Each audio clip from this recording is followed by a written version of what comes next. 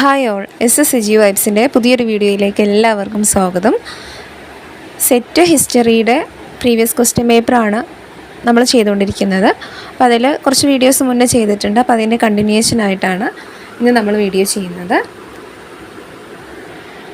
അപ്പോൾ ഇവിടെ 10ഓളം ചോദ്യങ്ങളാണ് നമ്മൾ ഓരോ വീഡിയോയിലും ചെയ്തു പോകുന്നത്.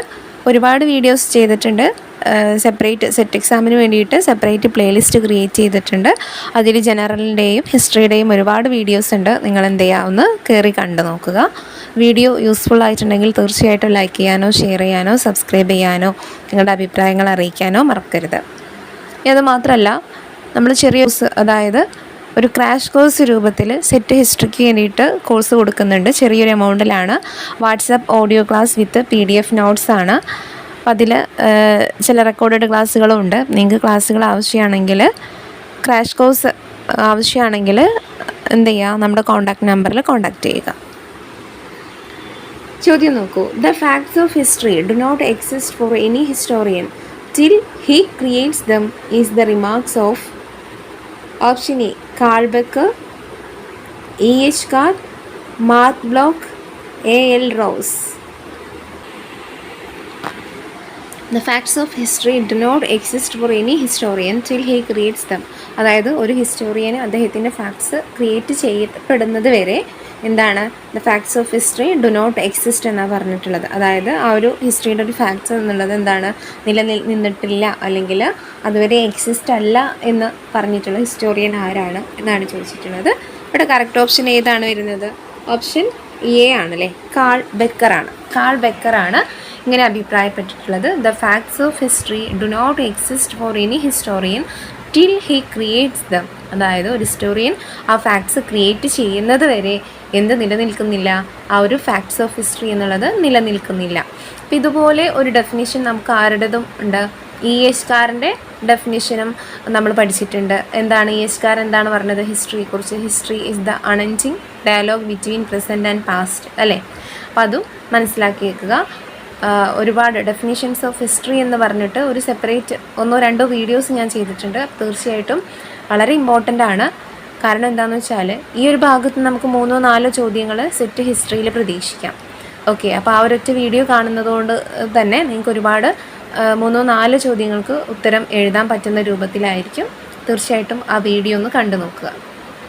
Next, Emile Durkheim coined the word anomie to denote. Emile Durkheim എന്ന് കേട്ടിട്ടുണ്ടാവും. നമ്മളൊരു സോഷ്യോളജിസ്റ്റായിട്ട് പറയുന്ന ആളാണ്. അപ്പം അദ്ദേഹം കോയിൻ ചെയ്തിട്ടുള്ള എനോമി എന്ന് പറയുന്ന വേർഡ് എന്തിനെ ഡിനോട്ട് ചെയ്യാൻ വേണ്ടിയിട്ടാണ് യൂസ് ചെയ്യുന്നത്? Human progress, the free play off mind, historical antecedents, the condition of individual isolated from his society. ഇവിടെ എന്താണ് എനോമി എന്നുള്ള വാക്കുകൊണ്ട് എമിലി ടർക്കീം ഉദ്ദേശിച്ചത്? ഇവിടെ കറക്റ്റ് ഓപ്ഷൻ വരുന്നത് ഏതാണ്? ഓപ്ഷൻ ഡി ആണ്. The condition of individual isolated from his society. ആ ഒരു സൊസൈറ്റിയിൽ നിന്നും മാറ്റി നിർത്തപ്പെട്ട അല്ലെങ്കിൽ ഒറ്റപ്പെട്ടു പോയിട്ടുള്ള ഇൻഡിവിജ്വലിൻ്റെ കണ്ടീഷന് കാണിക്കാൻ വേണ്ടിയിട്ടാണ്, അവസ്ഥയെ കാണിക്കാനാണ് ഈ ഒരു എനോമി എന്നുള്ള ടേം യൂസ് ചെയ്തിട്ടുള്ളത്. ആരാണ്? എമൈൽ ടർക്കീം ആണെന്നുള്ളത് കൂടെ ഒന്ന് നോട്ട് ചെയ്ത് വെക്കുക. In the naval battle of Trafalgar in 1805 Napoleon was defeated by. Trafalgar എന്ന് പറയുന്ന 1805 വാറിൽ നെപ്പോളിയനെ ഡിഫീറ്റ് ചെയ്തത്. Napoleon was defeated by. ആരാണ് നെപ്പോളിയനെ തോൽപ്പിച്ചത്? Admiral Benbow, admiral Edward Hawke, admiral Byng, admiral Nelson. ഈ നെപ്പോളിയനുമായി ബന്ധപ്പെട്ടുള്ള ചോദ്യങ്ങൾ നമുക്ക് നെപ്പോളിയൻ ഏറ്റവും കൂടുതൽ ചോദിച്ചിട്ടുള്ളത് അദ്ദേഹത്തിൻ്റെ യുദ്ധങ്ങളുമായി ബന്ധപ്പെടുത്തി തന്നെയാണ്. സോ ഇങ്ങനെയുള്ള യുദ്ധങ്ങളുമായി ബന്ധപ്പെട്ട് വന്നിട്ടുള്ള നെപ്പോളിയനുമായി ബന്ധപ്പെട്ട് വന്നിട്ടുള്ള ചോദ്യങ്ങൾ നിങ്ങൾ എഴുതിയെടുത്ത് തന്നെ പഠിക്കുക. കാരണം ഇവിടുന്ന് ഒരുപാട് എപ്പോഴും ചോദ്യം വരാറുണ്ട് ഈ ഒരു ഏരിയയിൽ നിന്ന്, നെപ്പോളിയൻ്റെ യുദ്ധങ്ങൾ. അപ്പോൾ 1805 നെപ്പോളിയനെ തോൽപ്പിച്ച ആരായിരുന്നു? കറക്റ്റ് ഓപ്ഷൻ വരുന്നത് അഡ്മിറൽ നെൽസൺ ആണ്. ആരാണ്? അഡ്മിറൽ നെൽസൺ ആണ്. Next, the secret society Young Italy was established for Italian unification by. ഇറ്റലിയുടെ യൂണിഫിക്കേഷന് വേണ്ടിയിട്ട്, ഇറ്റലിയുടെ ഏകീകരണത്തിന് വേണ്ടിയിട്ട് യങ് ഇറ്റലി എന്ന് പറയുന്ന സീക്രട്ട് സൊസൈറ്റി സ്ഥാപിച്ചത് ആരാണ്? ഗിരിബാൾഡി, കൗണ്ട് കാവോ, ജോസഫ് മസീനി, വിൻസെൻറ്റ് ജിയോബർട്ടി. ആരാണ്? കറക്റ്റ് ഓപ്ഷൻ വരുന്നത് ഗരിബാൾഡി ആണോ മസീനി ആണോ? ആരാണ് വരുന്നത്? യങ് ഇറ്റലി എന്ന് പറയുന്ന സീക്രട്ട് സൊസൈറ്റി സ്ഥാപിച്ചത് ആരാണ്? ഓപ്ഷൻ സി ജോസഫ് മസീനിയാണ്. ജോസഫ് മസീനിയാണ്. നിങ്ങൾ ചെയ്യേണ്ടത് ഇത്ര മാത്രമാണ്. ഈ ഒരു യങ് ഇറ്റലി എന്ന് പറയുന്ന സംഘടന സ്ഥാപിച്ചത് ആരാണെന്ന് നമ്മൾ കണ്ടു. ഇനി ജസ്റ്റ് ഒന്ന് ഗൂഗിൾ ചെയ്തിട്ട് അതിൻ്റെ ഫൗണ്ടേഷൻ ഇയറും കാര്യങ്ങളും അതിൻ്റെ ലക്ഷ്യങ്ങളൊക്കെ ഒന്ന് മനസ്സിലാക്കി വെച്ചാൽ നന്നായിരിക്കും. Next, whose memoir on India is Kitab-ur Rihla? ആരുടെ വർക്കാണ് Kitab-ur Rihla? Ziauddin Barani, Ibn Battuta, Al-Biruni, Abdul Hamid Lahori. Kitab-ur Rihla ആരുടെ വർക്കാണ്? റിഹ്ല ഓപ്ഷൻ ബി ഇബ്നു ബത്തൂത്തയുടെ വർക്കാണ് അല്ലേ. മോറിഷ് സഞ്ചാരിയായിരുന്ന ഇബ്നു ബത്തൂത്തയുടെ വർക്കാണ് കിതാബുർ റിഹ്ല. ഓക്കെ, കോക്കനറ്റിനെ കുറിച്ചും അതുപോലെ കേരളത്തിലെ കുരുമുളകിനെ കുറിച്ചും നാളികേരത്തിനെ കുറിച്ചൊക്കെ അദ്ദേഹം അതിൽ വളരെ ഡീറ്റെയിൽ ആയിട്ട് എഴുതിയിട്ടുണ്ട്? കിതാബുർ റിഹ്ലയിൽ എഴുതിയിട്ടുണ്ട്. ഇബ്നു ബത്തൂത്തയുടെ വർക്കാണ്. ഓക്കെ, 1333 അദ്ദേഹം ഇന്ത്യയിലെത്തുന്നത്. മൗറീഷ്യസിൽ നിന്നാണ് അദ്ദേഹം ഇന്ത്യയിലേക്ക് വന്നിട്ടുള്ളത്. മുഹമ്മദ് ബിൻ തുഗ്ലക്കിൻ്റെ സമയത്താണ് അദ്ദേഹം ഇന്ത്യയിൽ അംബാസിഡറായിട്ട് ഇന്ത്യയിൽ വലിയ സദറായിട്ടൊക്കെ വർക്ക് ചെയ്തിട്ടുണ്ട്. മാത്രമല്ല ചൈനയിലേക്ക് ഇന്ത്യയിൽ നിന്ന് അംബാസിഡറായിട്ട് മുഹമ്മദ് ബിൻ തുഗ്ലക്ക് പറഞ്ഞയച്ചിരുന്നു. ആരെ? നമ്മുടെ ഇബ്നു ബത്തൂത്തയെ. അപ്പോൾ അതുകൂടെ മനസ്സിലാക്കുക. സിയാവുദ്ദീൻ ബറാനി ആരാണ്? സിയാവുദ്ദീൻ ബറാനി മുഹമ്മദ് ബിൻ തുഗ്ലക്കിൻ്റെയും അതുപോലെ അലാവുദ്ദീൻ ഖിൽജിയുടെയും ഫിറോസ് ഷാ തുഗ്ലക്കിൻ്റെയും ഒക്കെ സമയത്ത് ജീവിച്ചിരുന്ന ആളാണ്. അദ്ദേഹം എഴുതിയിട്ടുള്ള ഫേമസ് ആയിട്ടുള്ള വർക്കുകളാണ് താരീഖി ഫിറോസ് ഷാഹി അല്ലേ. താരീഖി ഫിറോസ് ഷാഹി, ഫത്വ ഇ ജഹന്താരി. എപ്പോഴും സെറ്റ് എക്സാമിന് ചോദിക്കുന്ന 2 ചോദ്യങ്ങളാണ്. താരീഖി ഫിറോസ് ഷാഹി ആൻഡ് അതുപോലെ സിയാവുദ്ദീൻ ബറാനിയുടെ ഫത്വ ഇ ജഹന്താരി.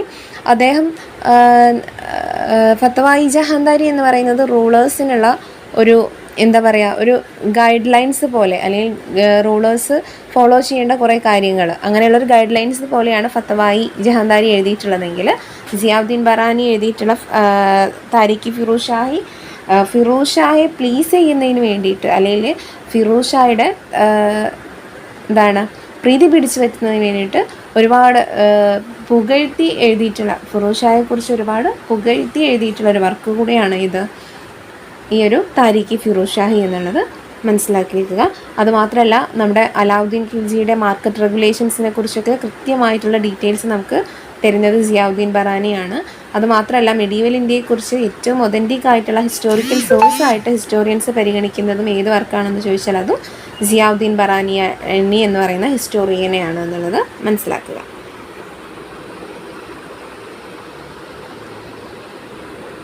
അബ്ദുൽ ഹമീദ് ലാഹോരി, അതുപോലെ അൽബറൂനിയൊക്കെ നിങ്ങൾ കേട്ടിട്ടുണ്ടാവും. 11th സെഞ്ച്വറിയിൽ ഇന്ത്യ സന്ദർശിച്ചിട്ടുള്ള സഞ്ചാരിയാണ് അൽബറൂനിയുടെ വർക്ക് തെഹ്കീക്കി ഹിന്ദ്, അതുപോലെ മറ്റൊരുപാട് വർക്കുകൾ അൽബറൂനി എഴുതിയിട്ടുണ്ട്. അപ്പോൾ ജസ്റ്റ് ഒന്ന് ഗൂഗിൾ ചെയ്തിട്ട് ആ വർക്കുകൾ ഒന്ന് നോട്ട് ചെയ്ത് വെക്കുക. അതുപോലെ അബ്ദുൽ ഹമീദ് ലാഹോരിയുടെ വർക്കും ആരുടെ സമയത്താണ് വന്നത് എന്നുള്ളത് കൂടെ നോട്ട് ചെയ്ത് വെച്ചാൽ തീർച്ചയായിട്ടും നിങ്ങൾക്ക് അടുത്ത എക്സാമിന് നന്നായിട്ട് സ്കോർ ചെയ്യാൻ പറ്റും. ഓക്കെ, അതായത് സെറ്റ് എക്സാം പാസ്സാവാനുള്ള ഏറ്റവും നല്ല തന്ത്രം ഈ PYക്ക് പ്രാക്ടീസ് ചെയ്യുന്നതാണ്. PYക്ക് പ്രാക്ടീസ് ചെയ്യുമ്പോൾ എന്ത് ചെയ്യുക, എക്സ്ട്രാ കാര്യങ്ങൾ കൂടെ അല്ലെങ്കിൽ 4 ഓപ്ഷൻ എന്താണെന്ന് കൂടെ മനസ്സിലാക്കി പോകുകയെന്നുണ്ടെങ്കിൽ തീർച്ചയായിട്ടും നിങ്ങൾക്ക് നന്നായിട്ട് സ്കോർ ചെയ്യാൻ പറ്റും. അബ്ദുൽ ഹമീദ് ലാഹോരി ഷാജഹാൻ്റെ സമയത്ത് ഷാജഹാൻ്റെ ഹിസ്റ്ററി എഴുതിയിട്ടുള്ള, ബയോഗ്രഫി എഴുതിയിട്ടുള്ള, പാദ്ഷാനാമ എഴുതിയിട്ടുള്ള ആളാണ് ആര്? Abdul Hamid Lahori. Next, under sultanate the official title Diwani Risalat was given to? Diwani Risalat, the minister in charge of military affairs, the prime minister, minister in charge of forts, the minister of foreign affairs. Diwani Risalat എന്ന് പറയുന്ന office എന്തുമായി ബന്ധപ്പെട്ടതാണ്? അതാണ് ഇത് the minister of foreign affairs. Okay, foreign affairs വൈദേശിക ബന്ധം അല്ലെങ്കിൽ വിദേശ ബന്ധങ്ങളുമായി ബന്ധപ്പെട്ട മിനിസ്ട്രിയാണ് അല്ലെങ്കിൽ ആ ഓഫീസാണ് ദിവാനി റിസാലാത്ത് എന്ന് അറിയപ്പെടുന്നത്. പ്രൈം മിനിസ്റ്റർ വസീർ എന്ന് നമ്മൾ പറയും അല്ലേ, വസീർ. Who among the following signed the first subsidiary alliance in India? First subsidiary alliance sign ചെയ്തത് ആരാണ്? സൈനിക സഹായ വ്യവസ്ഥ ആരാണ് കൊണ്ടുവന്നത്? ലോർഡ് വെല്ലസ്ലി ആണ് കൊണ്ടുവന്നത് സൈനിക സഹായ വ്യവസ്ഥ.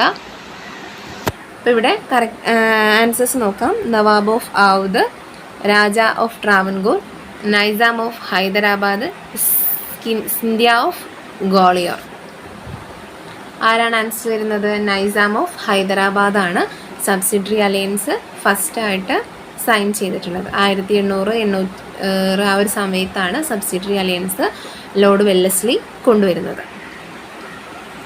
Next, Kudumbashree mission was launched in Kerala in 1996, 1998, 2000 and 1999. Correct option ഏതാണ് വരുന്നത്? 1998 കുടുംബശ്രീ മിഷൻ ലോഞ്ച് ചെയ്തത്. 1998. ഓക്കെ, അപ്പോൾ ഇത്രയും ചോദ്യങ്ങളാണ് നമ്മൾ ഇന്നത്തെ ക്ലാസ്സിൽ ഡിസ്കസ് ചെയ്യാൻ ഉദ്ദേശിക്കുന്നത്. വീഡിയോ യൂസ്ഫുൾ ആയിട്ടുണ്ടെങ്കിൽ തീർച്ചയായിട്ടും നിങ്ങളുടെ അഭിപ്രായങ്ങൾ അറിയിക്കുക.